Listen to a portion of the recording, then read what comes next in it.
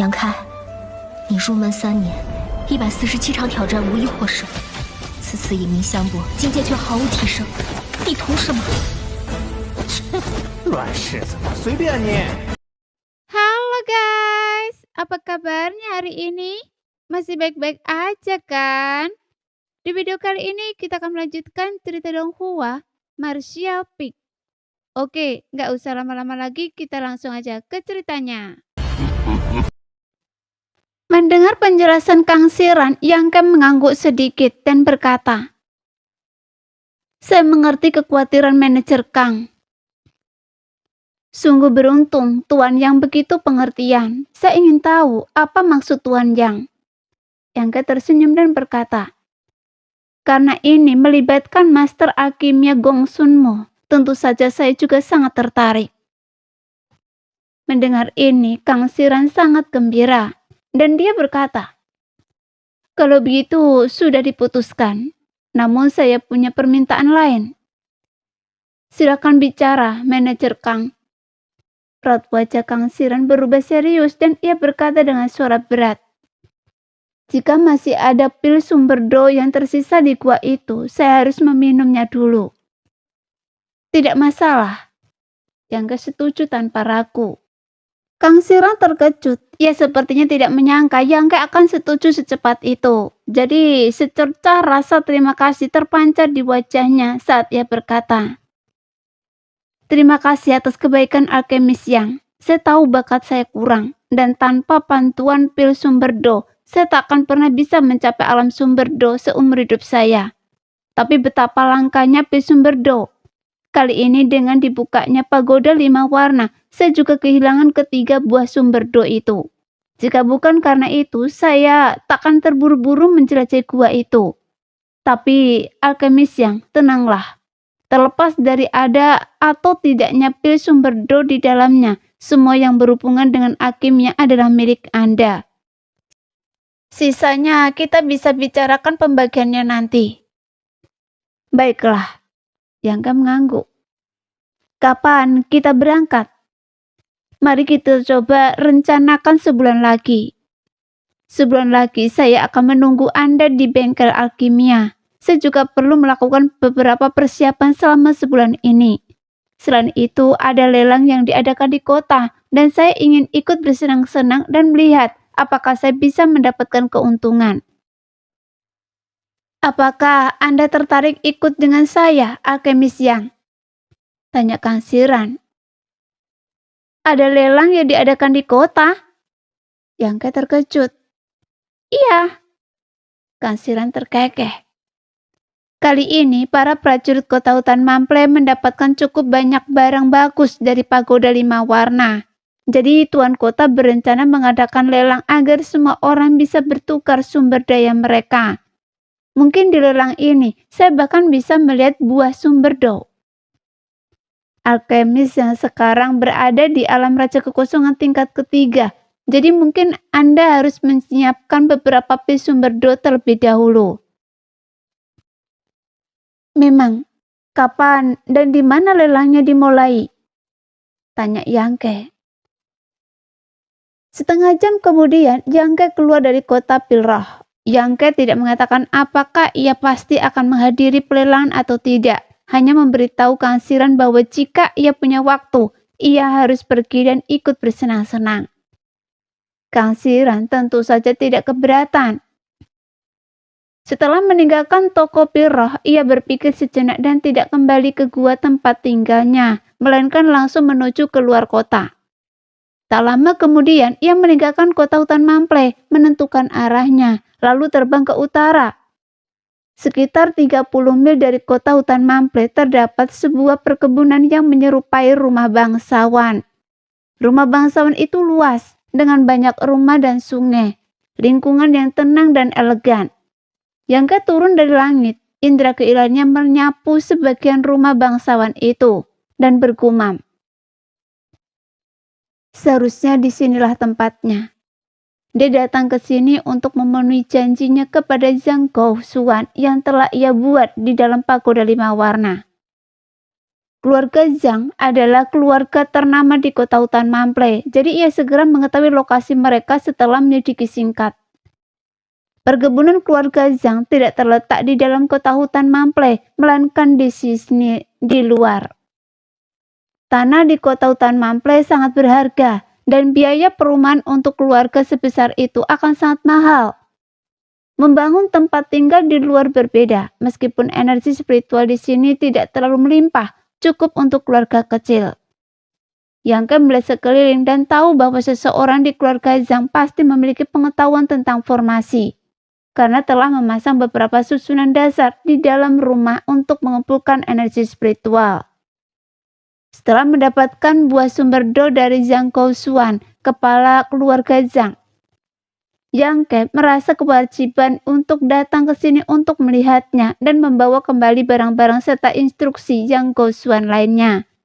Ia tidak punya waktu sebelumnya, sehingga ia terlambat sampai hari ini.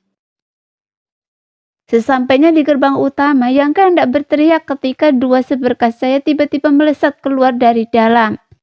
Aura kuat mereka mengarah langsung ke wajahnya. Di balik seberkas cahaya itu, dua sosok muncul, masing-masing membentuk seket tangan.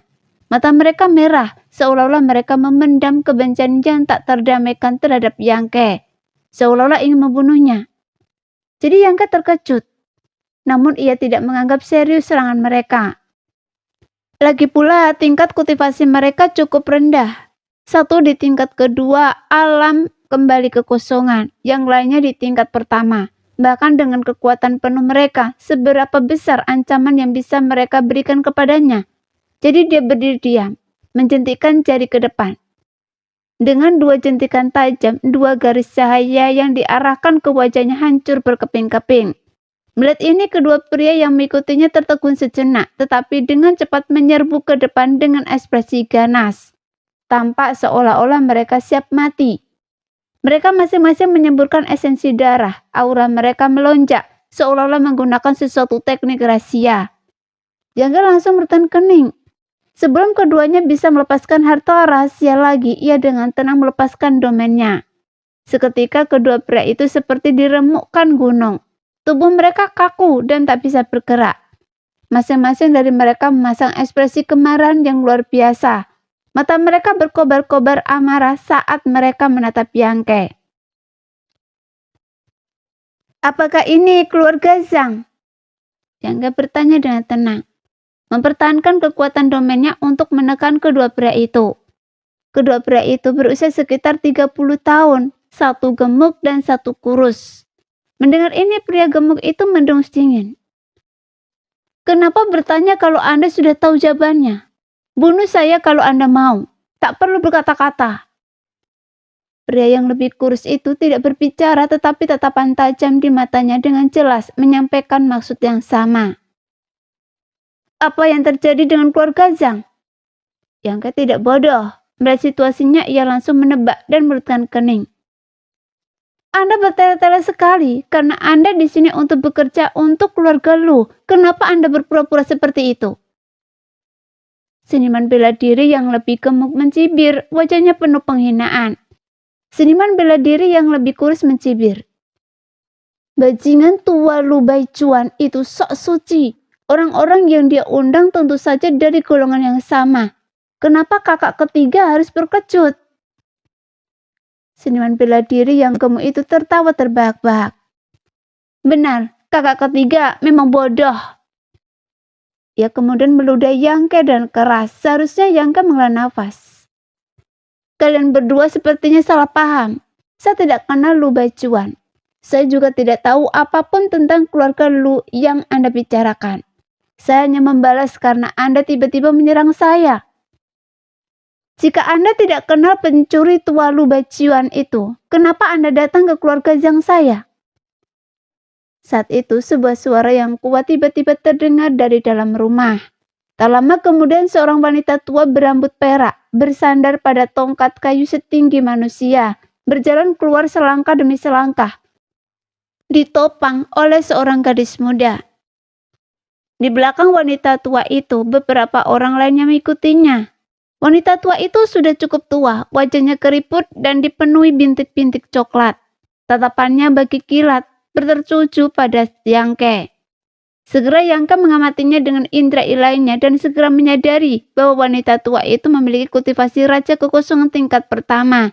Dan kemungkinan besar ia telah melukai fondasinya dalam pertarungan baru-baru ini, yang menyebabkan kekacauan pada energi sucinya.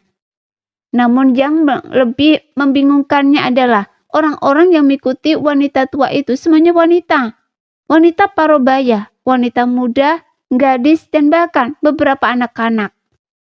Satu-satunya pria yang hadir hanyalah 2 seniman bela diri. Satu gemuk dan satu kurus yang telah menyergapnya sebelumnya. Seolah-olah semua pria dalam keluarga itu, kecuali 2 pria gemuk dan kurus itu telah mati. Segera Yangke melambaikan tangannya, menghilangkan domainnya dan melepaskan kedua pria itu. Kedua pria itu cukup bijaksana, seolah menyadari perbedaan kekuatan yang sangat besar antara mereka dan Yangke. Mereka tidak berlama-lama. Sebaliknya mereka langsung muncul di samping wanita tua itu, berdiri berjaga dan mengamati Yangke dan waspada. Saya Yangke, salam untuk wanita tua. Bolehkah saya bertanya, apakah ini keluarga Zhang? Yangke menangkupkan tangannya memberi hormat. Memang, ini keluarga Zhang, jawab wanita tua itu dengan suara berat, mengetuk-ngetukkan tongkatnya ke tanah. Untung saja ini keluarga Zhang. Yangke tersenyum tipis lalu merenung sejenak dan berkata, Nyonya, apakah Anda salah paham tentang saya? Mengapa Anda menyerang saya begitu saya tiba? Salah paham? Wanita tua itu mencibir. Salah paham atau tidak, tergantung dengan siapa Anda berbisnis di sini. Anda bilang sebelumnya bahwa Anda tidak kenal dengan bajingan tua Lu Baichuan itu. Yangke menggelengkan kepala dan berkata, saya belum pernah dengar tentang dia. Nenek, jangan dengarkan omong kosongnya. Kalau Lu Baichuan tidak mengundangnya, kenapa dia datang ke keluarga Zhang kita saat ini? Sebelum wanita tua itu sempat berbicara, pendekar gendut yang telah ditahan oleh Yangke tiba-tiba berteriak. Yangke tersenyum kecut. Wanita tua itu melototi pendekar gendut itu dan berkata tajam. Apa perlu Anda beritahu saya apa yang harus saya lakukan? Pendekar gendut itu terkejut dan berulang kali berkata ia tidak berani. Wanita tua itu kemudian mengalihkan pandangannya kembali ke Yangke, mengamatinya dengan indera ketuhanannya. Setelah menyadari bahwa kultivasi Yangke jauh lebih tinggi daripada dirinya, ekspresinya sedikit berubah dan berkata, kultivasi Anda sangat tinggi. Kalau Anda benar-benar diundang oleh Lu Baichuan, Anda tidak akan membuang waktu berbicara omong kosong di sini. Baiklah, saya percaya pada Anda. Tapi saya penasaran kenapa Anda datang ke keluarga Zhang saya. Saya di sini atas nama seseorang. Silakan lihat, Nyonya. Sambil berbicara, Yangke melemparkan cincin spesial ke arah wanita tua itu. Wanita tua itu mengulurkan tangan dan menangkapnya, menatap Yangke dalam-dalam sebelum menyalurkan indera ilahinya ke dalam cincin spesial. Detik berikutnya wajah wanita tua itu memucat, tubuhnya bergoyang hebat, seolah-olah ia menderita luka parah. Ia memuntahkan seteguk darah, wajahnya yang sudah tua menjadi semakin tua. Anda berani menyergapnya? Geram seniman belang diri gemuk itu. Wajar jika ia salah paham. Lagi pula perubahan mendadak wanita tua itu terjadi hanya setelah menangkap cincin spesial. Siapapun akan berasumsi Yangke telah mengutak-atiknya, melancarkan serangan diam-diam. Para wanita yang tersisa juga menjadi galak, melotot marah pada Yangke. Kekuatan batin mereka melonjak. Beberapa bahkan dengan tidak sabar mengeluarkan harta rahasia mereka, siap menyerangnya segera. Menghadapi sekelompok wanita seperti itu, Yangke merasakan hawa dingin menjalar di tulang punggungnya. Ia mundur selangkah, dengan anggun menciptakan jarak antara dirinya dan mereka. Berhenti! Teriak wanita tua itu tiba-tiba. Para wanita ini cukup patuh. Meskipun mereka membenci karakter dan tindakan Yangke, tak satu pun dari mereka bergerak atas perintah wanita tua itu. Nenek buyut, Anda baik-baik saja? Pada saat ini gadis muda yang menopang wanita tua itu bertanya dengan ekspresi khawatir, sambil mengelus punggung wanita tua itu berulang kali. Wanita tua itu menggelengkan kepalanya, mengangkat matanya dan menatap Jangka dengan tatapan yang tak lagi bermusuhan, melainkan dipenuhi kesedihan. Ia berkata dengan sedih, "Bolehkah saya bertanya, adik muda, dari siapa Anda mendapatkan cincin spesial ini?" Bibir Yangke bergerak sedikit, mengirimkan suaranya ke telinga wanita tua itu. Wanita tua itu tertegun dan terhuyung lagi, kemudian ia tersenyum pahit. Takdir, meskipun saya sudah menduganya, saya tak pernah menyangka semuanya akan menjadi seperti ini. Ibu, apa yang terjadi? Seorang wanita Parubaya dengan tingkat kultivasi tingkat pertama alam raja kekosongan bertanya. Lihatlah ini. Wanita tua itu menyerahkan cincin di tangannya kepada wanita Parubaya itu. Wanita Parubaya itu mengambil benda itu dan meriksanya dengan seksama. Wajah cantiknya tiba-tiba memucat dan ketika ia menggunakan indera kedewaannya untuk menjelajahi ruang dalam, air mata mengalir di wajahnya. Sebagai keluarga Zhang Gosuan, ia tentu saja mengenali benda-benda di dalam cincin spesial itu. Cincin spesial Zhang Gosuan ada di sini, tetapi ia tak terlihat dimanapun. Siapapun bisa menebak apa yang terjadi padanya. Yang menyaksikan kejadian ini dan sangat terharu.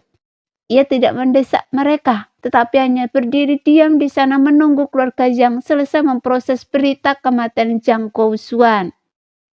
Meskipun yang lain tidak tahu detail spesifiknya, melihat ekspresi wanita tua dan wanita Parubaya itu, mereka tentu saja memiliki tebakan masing-masing, dan ekspresi mereka langsung berubah muram. Setelah beberapa lama, wanita tua itu menarik nafas dalam-dalam dan menatap Yangke, lalu berkata, "Tamu yang terhormat, mohon maaf atas kekasaran saya. Silakan masuk dan bicara." "Baiklah, saya masih punya beberapa hal untuk Anda." Yangke mengangguk. Dipimpin oleh wanita tua dan wanita cantik Parubaya, Yangke tiba di aula utama di Manor. Semua orang sudah menunggu di luar. Hanya wanita tua dan wanita cantik Parubaya dan gadis muda yang masuk. Gadis itu tampaknya berada di sana khusus untuk menemani wanita tua itu, tetapi tetap berada di dekatnya dan sekarang berdiri di belakangnya, mengamati Yangke dan penuh rasa ingin tahu dengan mata indahnya. Setelah teh disajikan, wanita tua itu berkata, "Adik, ada kesalahpahaman sebelumnya. Saya harap Anda memaafkan saya, mengingat musibah mendadak yang menimpa keluarga yang saya." "Tidak apa-apa, dan terimalah belasungkawa saya, Nyonya." Yangke mengangguk. "Anda bilang Anda punya sesuatu untuk diberikan kepada kami. Apa itu?" tanya wanita tua itu. "Ini," kata Yangke sambil mengeluarkan selip giok lain dan menyerahkannya kepada wanita tua itu. Sebelum kematiannya, Patriark Zhang meninggalkan beberapa informasi di dalamnya dengan indera ilahinya. Anda akan mengerti setelah membacanya, Nyonya. Wanita tua itu berterima kasih dan menerimanya, melepaskan indera ilahinya untuk meriksanya. Setelah beberapa saat, ia dengan tenang menyerahkannya kepada wanita cantik Parubaya itu. Setelah wanita Parubaya itu selesai memeriksanya, ia menggertakkan gigi dan berkata, "Benar-benar pencuri tua Lu Baijuan yang meracuni suami saya. Ibu, saya harus membalaskan dendam suami saya." Mendengar ini, Yangke menyadari bahwa wanita Parubaya itu adalah istri Zhang Gosuan. Dan dengan demikian wanita tua itu adalah ibu Zhang Gosuan. Sehingga seorang putra di usia tua, seorang wanita berambut putih menguburkan putra berambut hitam. Sungguh memilukan. Namun wanita tua itu mampu beradaptasi dalam waktu sesingkat itu, yang membuat Yangke agak mengaguminya. Balas dendam tentu saja harus dilakukan. Tapi apakah Anda punya kemampuan? Wanita tua itu menatap wanita Parubaya itu dengan dingin. "Saya bukan tandingan bajingan tua itu, tetapi bahkan jika saya mati, saya akan merobek dagingnya dari tulangnya." Wanita Parubaya itu menggertakkan giginya, matanya yang indah dipenuhi kebencian. "Bagus sekali. Wanita tua itu mencibir. Tapi saya khawatir, Anda bahkan tidak akan bisa mati saat itu, dan Anda harus menanggung penghinaan. Mendengar ini, wajah wanita parubaya itu memucat. Duduk kembali sekarang. Wanita tua itu membanting tongkatnya keras-keras, berteriak dengan penuh wibawa. Wanita parubaya itu tidak berani melawan, dan kembali duduk. Mata indahnya tampak kehilangan semua kilauannya. Melihat ini, Yangka menghela nafas dan berkata, Nyonya, bolehkah saya bertanya? Selain kemalangan saudara Zhang di pagoda 5 warna, apakah ada hal lain yang terjadi pada keluarga Anda? Mendengar ini, wajah wanita tua itu menjadi muram dan ia mengangguk. Seperti yang Anda lihat, anak muda, keluarga kami telah mengalami kemalangan. Setelah hening sejenak, wanita tua itu menceritakan kejadian-kejadian yang baru saja menimpa keluarganya. Di kota hutan Mample, keluarga Zhang dan Lu selalu menjaga hubungan baik. Nenek moyang mereka datang ke kota hutan Mample bersama-sama dan membangun kekayaan mereka bersama selama ratusan tahun, menjadikan mereka sahabat karib lintas generasi. Ketika pagoda 5 warna dibuka, Zhang Guoxuan dan Lu Baichuan, kedua kepala keluarga, masuk bersama. Setelah pagoda dibuka, generasi muda dari kedua keluarga sepakat untuk pergi ke suatu tempat untuk berlatih. Namun, semua ini adalah konspirasi keluarga Lu. Di tempat yang berbahaya itu, keturunan keluarga Zhang hampir seluruhnya musnah. Sementara anggota keluarga Lu kembali dengan selamat. Hal ini mengakibatkan keluarga Zhang sekarang sebagian besar terdiri dari perempuan. 2 seniman bela diri pria, 1 gemuk dan 1 kurus, hanya diampuni karena mereka mengasingkan diri untuk berkultivasi. Jika tidak, keluarga Zhang mungkin tidak memiliki satupun keturunan laki-laki yang tersisa. Setelah pagoda 5 warna ditutup, hanya Lu Baichuan yang kembali. Zhang Guoxuan tidak dapat ditemukan dimanapun. Lu Baichuan setelah mengubah sikapnya sebelumnya, sering menekan keluarga Zhang setelah kepulangannya. Ingin salah satu putranya menikahi Zhang Rousui, seorang wanita muda dari keluarga Zhang. Kepala keluarga Zhang tiba-tiba menghilang dan anggota keluarga khawatir. Mengapa mereka menyetujui permintaan seperti itu saat ini?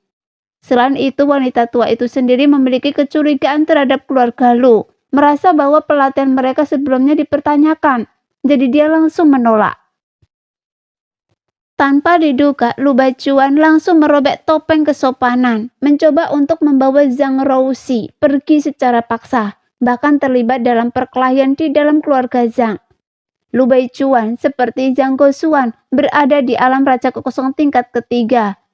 Keluarga Zhang yang sekarang terisolasi dan sendirian bukanlah tandingannya.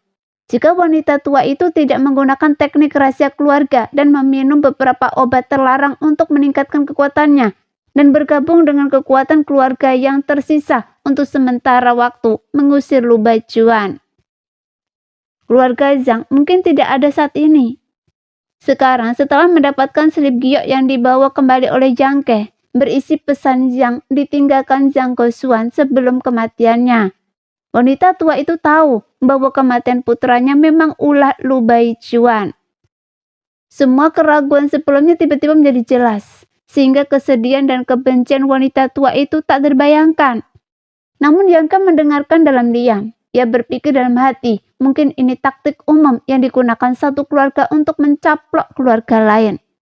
Dengan begitu, sedikit anggota laki-laki yang tersisa dalam keluarga, bagaimana mungkin mereka bisa melanjutkan garis keturunannya?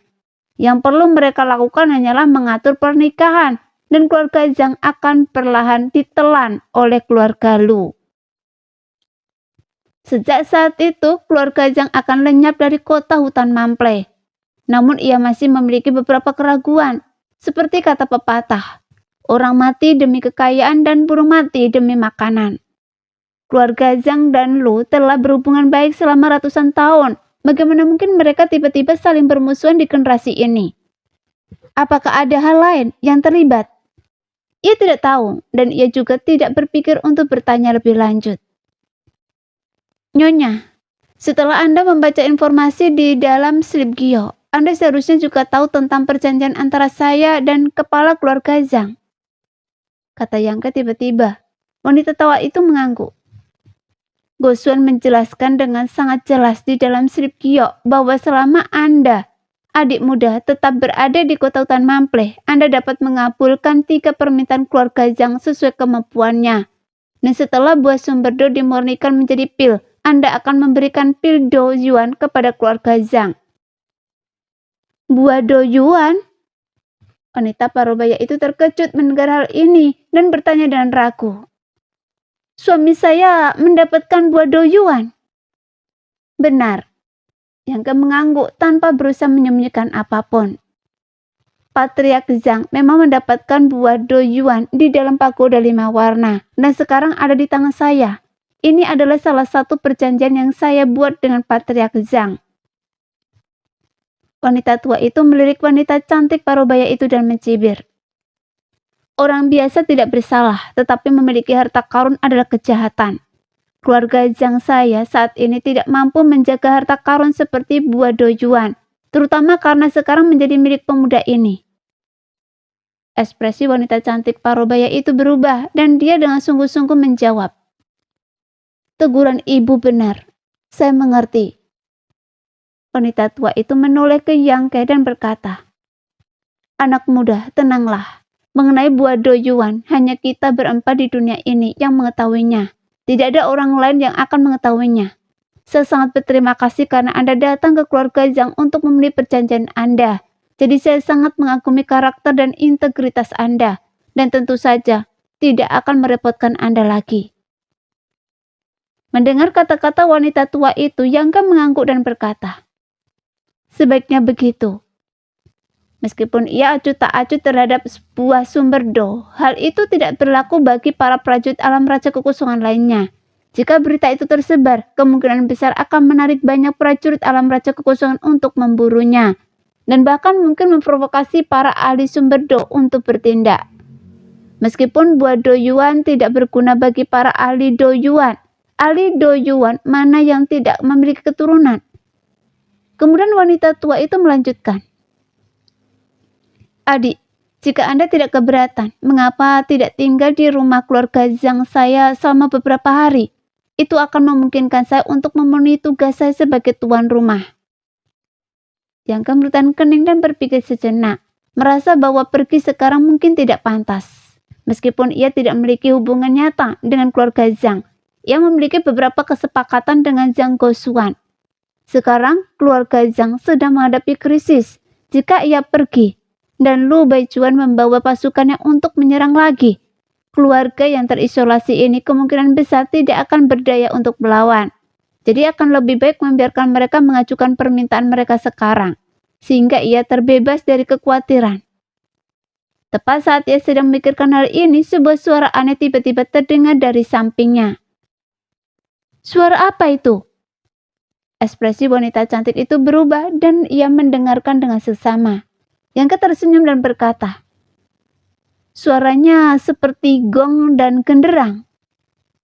Wanita cantik itu terkejut, tampak bingung. Namun wanita tua itu sepertinya teringat sesuatu dan ia berdiri berteriak dengan marah dan berat.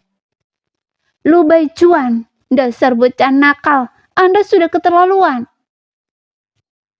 Meskipun kultivasi Lu Baijuan lebih tinggi darinya, wanita tua itu 1 generasi lebih tua darinya. Jadi tak masalah baginya untuk memarahinya seperti itu. Wajah wanita cantik itu berubah dan ia berkata, mungkinkah pencuri tua itu? Wanita tua itu melirik gadis muda yang berdiri di sampingnya, melayaninya dengan tekun. Ia menepuk punggung tangan gadis itu dengan lembut dan berkata, jangan takut, nenek buyut Anda ada di sini. Keluarga Lu ingin membawa Anda pergi, tetapi nenek buyut Anda tidak mengizinkannya. Gadis itu cukup patuh, meskipun samar-samar tahu apa yang terjadi, ia tidak tampak panik. Sebaliknya ia menggelengkan kepala dan berbisik. Nenek buyut, jika Ruosi bisa menyelamatkan keluarga dari bencana, lepaskan saja Ruosi. Omong kosong apa yang Anda bicarakan? Cibir wanita tua itu, ia membanting tongkatnya dengan keras. Kakek Anda, ayah Anda, dan saudara-saudara Anda semuanya tewas di tangan keluarga Lu. Keluarga Lu dan keluarga Zhangku adalah musuh bebuyutan. Bagaimana mungkin nenek buyut Anda mendorong Anda ke dalam lubang api? Jangan khawatir, nenek buyut Anda akan memastikan keselamatan Anda hari ini. Setelah percakapan mereka, Yangke langsung mengerti bahwa gadis yang melayani wanita tua itu adalah Zhang Rouxi, orang yang diinginkan keluarga Lu.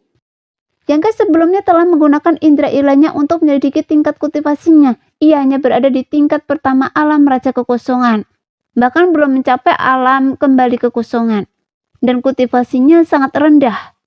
Dilihat dari usianya, ia mungkin berusia sekitar 14 atau 15 tahun. Usia dan tingkat kultivasi seperti itu sebenarnya cukup umum di alam bintang.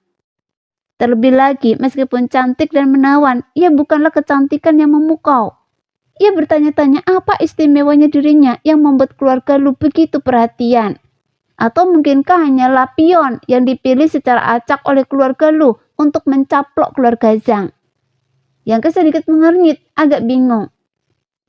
Saat itu wanita tua itu mengalihkan pandangannya kepada Yangke dan berkata dengan suara khidmat, "Adik, saya punya permintaan." Yangke mengangguk dan berkata, "Silakan bicara, Nyonya." Wanita tua itu berkata, "Adik, kultivasi Anda tidak buruk, tetapi tingkat kultivasi Lu Baichuan sebanding dengan Anda. Jika Anda benar-benar bertarung, itu tidak akan menguntungkan Anda. Saya tidak meminta Anda untuk membunuhnya untuk membalaskan dendam keluarga Zhang saya. Saya hanya meminta Anda untuk turun tangan dan memastikan keselamatan keluarga Zhang saya kali ini. Dan saya akan selamanya berterima kasih." "Apakah ini permintaan?" tanya Yangke sambil tersenyum. "Tepat." Wanita tua itu mengangguk dan khidmat, dan wanita cantik parubaya serta Zhang Rouxi juga menatap Yangke dengan ekspresi memohon. Lagi pula dua orang terkuat di keluarga Zhang saat ini hanya berada di tingkat pertama alam Raja Kekosongan. Dan wanita tua itu sendiri terluka parah karena menggunakan teknik rahasia terakhir kali. Jadi dia tidak memiliki kemampuan untuk melawan keluarga Lu sekarang. Jika Yangke mengabaikan masalah ini, maka keluarga Zhang akan benar-benar dalam masalah besar kali ini. Namun tingkat kultivasi Lu Baichuan sama dengan Yangke. Dan mereka tidak yakin apakah Yangke benar-benar dapat memenuhi perjanjiannya dengan Zhang Kosuan dengan melindungi keluarga Zhang. Lagi pula, seniman bela diri mana yang dengan sengaja menyinggung seseorang dengan tingkat kultivasi yang sama tanpa alasan? Untuk sesaat mereka sangat gelisah, tetapi tidak berani mengatakan apa-apa. Permintaan ini Yangke terkekeh, membuat jantung ketiga orang di aula berdebar kencang. "Saya bisa mengabulkannya." Wanita tua itu menghela nafas lega, dan wanita cantik serta gadis muda itu juga merasa lega. Mata indah mereka dipenuhi rasa terima kasih. "Namun, Nyonya, kebetulan saya berada di keluarga Zhang kali ini, dan saya bisa menjamin keselamatan Anda kali ini. Tapi, bagaimana kalau lain kali saya tidak di keluarga Zhang? Bagaimana kalau keluarga Lu datang dan membuat masalah lagi? Saya tidak bisa tinggal di sini selamanya," kata Yangke dengan tenang. Wanita tua itu mengerutkan kening dan mendesah. "Kita hanya bisa melakukannya selangkah demi selangkah," Yangke berkata dengan suara berat. "Bukankah Nyonya sudah berpikir untuk melenyapkan ancaman itu sepenuhnya?" "Melenyapkan ancaman itu sepenuhnya?" Mata wanita tua yang tadinya tampak sayu tiba-tiba berbinar, dan ia berkata dengan suara serius, "Adik, apakah Anda percaya diri? Keluarga Lu memiliki banyak anggota dan kekuatan besar, bukan hanya Lu Baichuan saja. Kita bisa mencobanya," kata Yangke sambil menyipitkan mata. Wanita tua itu berhenti sejenak, mengamati Yangke dari atas ke bawah seolah-olah sedang mengevaluasi kembali. Setelah ragu sejenak, ia berkata, "Jika memang begitu, seluruh keluarga Zhang akan menganggap Anda sebagai dermawan kami, mempersembahkan dupa pagi dan sore, serta bersujud 3 kali saat fajar dan senja, berdoa kepada surga agar Anda selalu damai." "Itu tidak perlu," Yangke tersenyum. "Namun, kita perlu menegosiasikan ulang persyaratannya." "Persyaratan?" Wanita tua itu terkejut lalu tersenyum pahit. "Saya ingin tahu apa yang Anda inginkan, anak muda." Saya khawatir keluarga Zhang saya tidak memiliki apapun yang memenuhi standar Anda. Nyonya, Anda salah paham. Saya tidak menginginkan apapun. Yang melambaikan tangannya. Hanya saja melakukan ini mengandung resiko bagi saya dan saya tidak suka terikat oleh perjanjian apapun. Bagaimana dengan ini? Jika saya benar-benar bisa melenyapkan keluarga Lu, maka perjanjian saya sebelumnya dengan saudara Zhang akan terpenuhi. Dan Anda tidak akan menuntut saya lagi. Oke? Apa maksud anak muda? Wanita tua itu tampak merenung. Entah, saya menjamin keselamatan Anda kali ini, yang berarti memenuhi salah satu permintaan Anda. Anda punya 2 kesempatan lagi untuk meminta kepada saya, atau saya akan membalaskan dendam Anda, yang berarti memenuhi ketiga permintaan Anda sekaligus. Jadi Anda boleh memilih. Mendengar ini, wanita tua itu sangat gembira dan berkata, tentu saja saya akan memilih pilihan kedua. Jika Anda benar-benar bisa membalaskan dendam keluarga Zhang saya tidak perlu merepotkan Anda lagi. Ini bisa dianggap sebagai pemenuhan perjanjian Anda dengan Gosuan. Tidak hanya itu, saya juga akan memberi Anda hadiah yang besar. Baiklah kalau begitu, setuju. Yang terkekeh, bersemangat lalu berdiri dan berkata, tunggu saja kabar baiknya. Sambil berbicara, ia berjalan menuju pintu. Anak muda, saya akan melindungi Anda. Wanita parubaya itu menawarkan diri. Begitu selesai berbicara, Yangka menghilang dalam sekejap. Cepat, bantu saya keluar untuk melihat apa yang terjadi. Wanita tua itu berdiri dengan bersemangat dan berkata kepada Zhang Rouxi di sampingnya. Zhang Rouxi segera membantu wanita tua itu berdiri dan bergegas keluar. Di luar rumah keluarga Zhang, suasana ramai dengan aktivitas. Sebuah prosesi diiringi gong dengan genderang tiba di gerbang rumah dalam prosesi yang megah. 8 orang lainnya membawa tandu pengantin beserta banyak kotak yang dilapisi kain merah. Prosesi ini jelas untuk sebuah pernikahan dan kotak-kotak berisi hadiah pertunangan. Saat itu prosesi berhenti di luar rumah bangsawan. Memimpin prosesi adalah seorang pria parubaya berkumis, tampak berusia 40-an, dengan mata cerah dan aura misterius yang dalam. Jelas memiliki kultivasi raja ke-0 tingkat ketiga. Di belakang pria ini adalah seorang pemuda mengenakan jubah pengantin merah cerah. Berdiri di sana sambil tersenyum lebar. Kultivasinya tidak tinggi, hanya di tingkat ketiga alam raja suci. Dan dia juga cukup muda. Sekitar 16 atau 17 tahun. Wajahnya berseri-seri, gembira, tampak diliputi bahagia. Prosesi pernikahan sekarang berhadapan dengan keluarga Zhang. Namun anggota keluarga Zhang melotot marah ke arah pria berkumis dan pemuda berjubah pengantin merah cerah di belakangnya. Ekspresi mereka dipenuhi amarah. Kekuatan batin mereka melonjak, namun mereka tidak berani menyerang dengan gegabah karena perbedaan kekuatan. Lu Baichuan, beraninya Anda datang ke keluarga Zhang saya. Seniman bela diri gemuk yang sebelumnya menyergap Yangga mengertakkan gigi dan berteriak pada pria berkumis itu. Keluarga Zhang saya dan keluarga Lu Anda telah berhubungan baik selama beberapa generasi. Tetapi Anda masih menyimpan ambisi serigala dan metode kejam seperti itu. Membunuh murid-murid keluarga Zhang saya. Saya bersumpah saya tidak akan berhenti sampai saya membalas dendam ini. Lu Baichuan melirik seniman bela diri gemuk itu dengan acuh tak acuh dan berkata, anak muda, saya di sini hari ini untuk menyambut pengantin wanita. Jadi saya tidak akan mengganggu Anda. Biarkan Bibi Cheng keluar dan berbicara. Kau masih berani memanggilnya Bibi Cheng? Seniman bela diri kurus itu tak kuasa menahan diri untuk tidak mencibir. Lu Baichuan, saya benar-benar belajar sesuatu hari ini. Saya tidak tahu bahwa kulit keluarga Lu Anda lebih tebal dari tembok kota. Jadi saya mengagumi Anda. Dasar bocah, Anda mencari mati. Lu Baichuan, seorang ahli raja ke-0 tingkat ketiga, tidak tahan diejek di hadapan oleh kedua kultivator alam kembali ke ke-0 tingkat pertama. Ia langsung meraung. Anda menyebut saya siapa? Anda tak punya rasa hormat pada orang tua. Sambil berbicara, ia mengulurkan tangan untuk meraih pendekar kurus itu. Tapi ekspresi pendekar kurus itu berubah. Ia mati-matian mengaktifkan Yuan Shun-nya dan auranya sambil mundur cepat, berusaha menghindari serangan Lu Baijuan. Namun sekeras apapun ia berusaha, ia tak bisa mengaktifkan kekuatannya. Perbedaan kekuatan terlalu besar.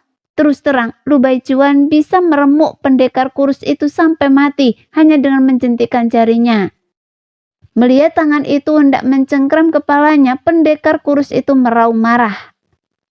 Lu Baijuan, bahkan jika saya mati hari ini, saya tak akan membiarkan Anda lolos begitu saja.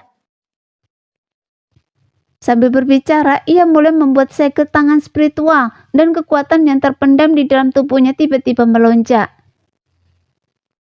Menghancurkan diri sendiri. Mata Lu Baijuan berkedut dan mencibir. Anda pikir Anda bisa menghancurkan diri sendiri di depan saya? Baiklah, karena hari ini adalah hari bahagia Taur. Mari kita rayakan. Nak, bersiaplah untuk mati. Dengan lambaian tangannya, ia langsung menciptakan tirai hitam yang menutupi langit, menyelimuti seniman bela diri kurus itu, sehingga wajah seniman bela diri kurus itu langsung memucat. Ekspresinya dipenuhi kengerian. Ia menyadari bahwa ia bahkan tidak punya waktu untuk menghancurkan diri sendiri. Saat itu seniman bela diri kurus itu tiba-tiba melihat titik cahaya muncul dari tirai hitam yang menutupinya, lalu pecah seperti cermin. Pada saat yang sama, tekanan matanya tiba-tiba menghilang. Dengan gembira ia melangkah maju alih-alih mundur, dan pada saat yang sama, kekuatan di dalam tubuhnya menjadi ganas dan kacau, seolah-olah ia akan meledak. Tapi penghancuran diri seorang seniman bela diri alam kembali ke kekosongan tingkat pertama. Meskipun kuat, sama sekali tidak mampu mengancam seorang ahli raja kekosongan tingkat ketiga. Oleh karena itu, penghancuran diri seniman bela diri kurus itu paling-paling hanya akan membuat Lu Baijuan tertutup debu. Namun kegilaannya mengejutkan Lu Baijuan. Yang lebih mengejutkan Lu Baijuan adalah kemunculan tiba-tiba seorang pemuda di hadapannya. Pemuda ini dengan mudah membongkar domain dan serangannya dengan satu gerakan, menyelamatkan seniman bela diri kurus itu dari keluarga Zhang dan berdiri menghalangi jalannya. Dari aura yang terpancar dari pria itu, Lu Baijuan merasakan bahwa orang ini tidak lebih lemah darinya. Kapan keluarga Zhang mendapatkan ahli raja kosong tingkat ketiga lainnya? Lu Baijuan tidak berani bertindak gegabah dan buru-buru mundur. Nah, sekian dulu cerita kali ini. Kita lanjut lain hari ya guys ya. Bye-bye.